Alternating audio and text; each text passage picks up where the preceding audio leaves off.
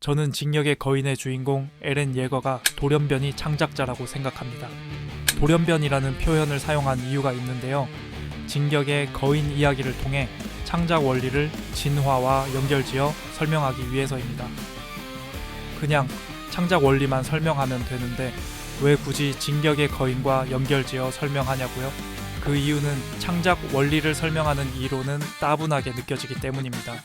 이론은 실제 삶에 도움이 되어 유용하고 재미있는 부분도 있다는 걸 알지만 딱딱하다는 인식 때문에 왠지 손이 잘 안 갈 때가 많더라고요. 몸에 좋은 약이 쓰듯이요. 하지만 영화나 만화엔 훨씬 손이 쉽게 갔습니다. 그럴 때마다 뭔가 군것질거리를 몰래 찾아먹는 느낌이 들었습니다. 하지만 좋은 영화나 만화를 찾아보다 보면 어김없이 뭐야, 단순한 군것질거리가 아니었잖아? 하는 감탄이 나오더라고요. 또 제가 봐왔던 이론과 맞닿는 부분도 많이 보였습니다.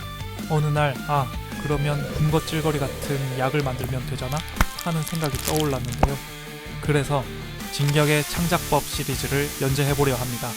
최근 감탄하며 본 징역의 거인을 창작 원리와 연결지어 설명할 건데요. 내용 구성은 이 애니메이션을 보시지 않으셨더라도 이해하실 수 있게 구성했습니다. 스포일러가 될 만한 부분이 많이 있기에 징역의 거인을 보신 후에 이 영상을 보셔도 되고요. 물론 내용 구성은 이 만화를 안 보셨던 분들도 이해할 수 있게 구성했습니다.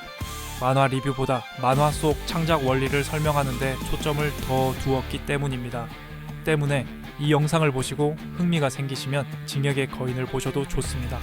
만약 나는 창작자가 아닌데 하는 생각이 드셨다면 안심하셔도 됩니다. 여기서 말하는 창작자는 단순히 그림을 그리거나 노래를 부르는 사람을 의미하지 않습니다. 여기서 말하는 창작자는 자기 일을 남들과 다른 새로운 방식으로 하는 사람을 의미합니다. 내가 하는 일이 거인을 구축하는 일이든 아니면 벽을 지키는 일이든 어떠한 일이든 창의성을 발휘해 새롭게 일할 여지가 있으니까요. 그런데 왜 굳이 남들과 다른 새로운 방식으로 일해야 할까요? 남들과 같은 평범한 방식으로 일하는 게 잘못되었다는 말일까요? 물론 그런 말은 아닙니다. 대다수가 사용하는 방식이라는 건 그만큼 검증이 되어 실패할 확률이 낮다는 증거일 수도 있으니까요. 또 대다수가 일하는 방식이 지금 내가 살고 있는 환경에 잘 맞다면 아무런 문제가 없습니다. 하지만 환경이 변해서 예전에 일하던 방식이 더 이상 통하지 않는다면요? 100년간 식인 거인이 인류가 쌓아 올린 벽 안으로 들어오지 못하는 상황이었지만 갑자기 벽을 뚫고 들어오는 상황처럼요. 아무도 겪어보지 못한 새로운 상황 앞에서는 이전에 사용했던 방법이 통하지 않을 수 있습니다. 아무도 경험해보지 못한 새로운 문제 앞에서는 창의성이 빛을 발합니다. 누군가는 새로운 환경에 잘 작동할 수 있는 새로운 힘을 만들어내야만 하죠. 저는 그 역할을 창작자가 해야 한다고 생각합니다. 창작자는 돌연변입니다. 남들이 쉽게 알아채지 못하는 새로운 문제를 먼저 발견해내고 새로운 일하는 방식을 만듭니다. 또 이렇게 만든 새로운 일하는 방식을 사람들을 설득시켜 퍼뜨리죠. 이러한 관점에서 에렌 예거는 창작자입니다. 다른 사람들이 100년 동안 식인 거인이 벽 안으로 들어오지 못했다며 안심할 때, 에렌은 방심할 때가 가장 위험하다며 대다수 사람들과 달리 문제의식을 놓지 않죠. 후에 정말 거인이 벽을 뚫고 들어왔을 땐 살아남기 위한 새로운 적응력을 기르죠. 조사병단에 들어가 거인과 싸워 이기는 기술을 배우고 자신이 거인이 될 수 있다는 사실을 발견했을 땐 이 힘을 다루는 기술을 배웁니다. 하지만 이 과정이 쉽지는 않습니다. 진화 과정 중에 생긴 돌연변이 모두가 새로운 환경에 살아남지 못하듯이요. 그렇다면 돌연변이가 적응에 성공하려면 어떻게 해야 할까요? 그 전에 돌연변이에게 있어 성공이 무엇인지 먼저 정의해보죠. 여기서 말하는 성공은 단순히 돌연변이가 오래 사는 걸 의미하지 않습니다. 그보다는 돌연변이가 일으킨 변이 자체에 주목합니다. 이 새로운 힘에 대한 성공을 판별하기 위한 기준은 두 가지입니다. 첫 번째 기준은 남들과 다른 새로운 변이를 만들어내는데 성공했는가입니다. 물론 이렇게 만들어진 힘이 단순히 새롭기만 한 게 아니라 실제로 새로운 환경에 적응하는데 도움이 되어야 합니다. 아무나 이런 일을 해낼 수 있는 건 아니죠. 예를 들어 돌연변이 에렌이 가진 거인이 되는 능력은 인간 환경에 침입한 거인을 구축하는 데 도움이 됩니다. 두 번째 기준은 새로운 변이를 퍼뜨릴 수 있는가입니다. 에렌이 거인화라는 새롭고 강한 힘을 얻었다고 해도 혼자서 거대한 환경을 바꾸기에는 역부족입니다. 돌연변이가 일으킨 변이가 작은 불꽃에 불과하다면 이 불꽃을 더 거세게 만들기 위해서는 다른 사람 도움이 필요하죠. 힘이 모여야 거대한 환경을 바꿀 수 있을 테니까요. 예를 들어 에렌이 거인으로 변할 수 있다는 사실이 인류에게 밝혀지자 벽 내부에서는 해부에서 연구한 후에 죽이자는 쪽과 벽 바깥을 탐색하는 병사로 받아들이자는 쪽으로 갈라졌죠. 만약 에렌을 해부에서 죽이자는 쪽으로 결론이 났다면 변이는 퍼지기도 전에 끝났겠죠. 창작자가 새롭고 유용한 힘을 만들어내도 그 새로움을 세상이 바로 받아들이지 않을 수 있습니다. 왜냐하면 세상은 잔혹하니까요. 이 두 성공을 막는 난관은 강력하고 잔인합니다. 만약 이 두 난관이 눈에 보인다면 기괴한 모습으로 달려오는 식인거인만큼이나 만만치 않을 겁니다. 하지만 이런 엄청난 공포 앞에서도 포기하지 않고 나아가는 사람들이 있습니다. 창작자죠. 창작자는 두려움에 떨면서도 그래도 나아갑니다. 그렇다면 변이를 성공시키려면 무엇이 필요할까요? 진화가 필요합니다. 생물처럼 인간 역시 진화를 통해 환경에 적응하니까요. 그렇다면 진화를 하려면 어떻게 해야 할까요? 미분화된 상태를 벗어나야 합니다. 미분화라 하니 어려워 보이지만 이 단어를 자세히 살펴보면 이해가 쉽습니다. 미분화는 차이가 없는 상태, 분화는 차이가 있는 상태입니다. 생명은 미분화된 상태에서 분화된 상태로 나아가면서, 즉 차이가 없는 상태에서 차이가 있는 상태로 변하면서 환경에 적응하는 데 필요한 새로운 힘을 발전시킵니다. 예를 들어 사람은 수정란이라는 세포 하나에서 시작됩니다. 이 세포는 처음에는 미분화된 상태입니다. 이 상태에서는 사람과 사람 사이 큰 차이가 없겠죠. 이 수정란이 세포 분열을 50번 정도 하면 신생아에게 필요한 모든 세포 종류가 만들어집니다. 간세포, 콩팥세포, 근육세포, 적혈구와 같이 조직학 기준으로 따지면 세포가 265종류가 있죠. 이렇게 다양한 기능을 가진 세포를 만드는 게 분화입니다. 한마디로 미분화된 상태는 가능성이 많은 찰흙 덩어리 상태입니다. 분화는 이 찰흙을 정교하게 빚어 쓸모 있는 기능을 만드는 걸 의미합니다. 저는 이렇게 찰흙 덩어리와 같이 미분화된 상태를 무명 상태라 부릅니다. 가능성이 많지만 스스로 자신을 어떻게 진화시킬지 모르는 상태니까요. 진격의 거인에는 미분화와 분화를 눈에 보이게 쉽게 비유한 장면이 있습니다. 시조 유미르가 모래를 빚어 거인을 만드는 장면이죠. 극에서 시조 유미르는 인류 역사상 최초로 거인이 된 사람인데요. 이 시조 유미르가 흙을 빚어 거인 형상을 만들면 유미르가 낳은 후손은 거인이 되는 힘을 쓸 수 있게 됩니다. 이 비유에 따르면 거인은 처음에는 미분화된 찰흙 상태입니다. 하지만 유미르는 이 찰흙을 정교하게 빚어 쓸모있는 기능을 만듭니다. 유미르는 총 9가지 종류로 거인을 분화시키는데요. 이렇게 분화된 거인은 각 거인마다 그 기능에 걸맞는 이름이 붙습니다. 분화를 시켰다는 말은 각 거인마다 환경 적응을 위한 특수한 기능을 발전시켰다는 말입니다. 예를 들어 갑옷 거인은 온 몸을 덮은 딱딱한 피부라는 유용한 기능이 있습니다. 이렇게 딱딱한 갑옷을 입으면 대포나 총 같은 공격을 쉽게 막을 수 있겠죠. 다른 기능을 가진 초대형 거인은 말 그대로 엄청나게 큽니다.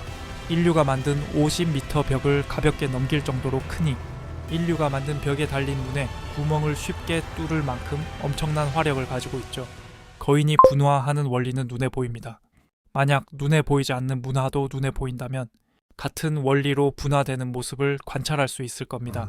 가령 벽 바깥을 수색하는 조사병단 단장 에르비는 장거리 거인 탐사라는 특수한 기능에 초점 맞춰 전략을 분화시켰습니다. 실제로 인간은 거인이 될 수는 없어도 이렇게 문화를 진화시켜 거인과 필적할 수 있는 힘을 얻을 수 있죠. 인간은 새롭게 변한 환경에 적응합니다. 문화를 내 상황에 맞게 변이시켜 새로운 방향으로 진화시킬 수 있는 능력이 있으니까요. 그렇다면 진화를 통해 우리가 삶에 잘 적응하려면 어떻게 해야 할까요? 이를 위해 먼저 진화가 무엇인가에 관해 살펴볼 겁니다. 그 시작으로 칙센트미아이의 창의성의 체계 모델을 소개해 드릴 건데요. 칙센트미아이는 몰입과 창의성 이론으로 잘 알려진 학자입니다. 그가 정립한 창의성의 체계 모델은 정말 유용합니다. 창의성을 발휘하기 위해선 어떤 부분을 신경 써야 하는지 예리한 통찰을 보여주죠. 그는 유전자가 진화하는 원리와 문화를 구성하는 유전자인 밈이 진화하는 원리를 연결지어 설명합니다. 진화는 변이, 선택, 전승이란 세 가지 단계를 거쳐 이루어지는데요. 저는 그가 만든 이론이 신기할 정도로 진격의 거인 내용과 연결된다는 걸 발견했습니다. 진격의 거인에는 진화와 관련된 비유가 풍부하기 때문입니다. 이 과정을 비교해보면 성공한 돌연변이가 되려면 해야 할 일이 무엇인지 힌트를 얻을 수 있습니다. 그 방법을 함께 살펴보시죠. 칙센트미아이가 설명하는 창의성의 체계 모델은 독특한 부분이 있습니다. 보통 창의성이라고 하면 한 개인이 뛰어나서 이루어진 결과라고 생각하지만 칙센트미아이는 창의성을 뛰어난 한 개인만 고려해서 평가할 수 없다고 합니다. 왜냐하면 칙센트미아이는 창의성은 여러 관계가 얽혀서 만들어진 체계라고 보았기 때문이죠. 칙센트미아이는 다윈을 인용합니다. 다윈은 진화론으로 19세기 이후 생물학의 혁명을 일으킨 인물인데요. 그는 대표져서 종의 기원에서 자연이 자연 선택으로 창의성 있는 결과물을 발명하는 과정을 설명했습니다. 자연에는 서로가 서로에게 영향을 미치는 체계가 있는데요. 이 체계는 종, 개체, 환경이 만들어내는 살아있는 연결관계입니다. 진격의 거인에서는 최초로 거인이 된 인간 시조 유미르를 그 예로 들 수 있습니다. 시조 유미르는 본래 평범한 인간이라는 종이었습니다. 하지만 우연히 정체를 알 수 없는 유기생물 기원과 접촉하면서 거인이 될 수 있는 힘을 얻게 되고 다른 인간들과는 구별되는 개체만이 가지는 차이, 즉 변이를 얻죠. 여기서 주의할 점은 유미르가 갑자기 거인이 되는 능력을 얻은 사건 그 자체는 진화라고 볼 수 없다는 점입니다. 생물 진화는 한순간 마법처럼 일어나지 않고 오랜 시간에 걸쳐 천천히 이루어지기 때문이죠. 따라서 이 극에서 진화 과정으로 볼 수 있는 부분은 유미르 개인이 능력을 얻은 순간이 아니라 그 능력이 후대로 이어지며 집단으로 분화되는 과정 전체입니다.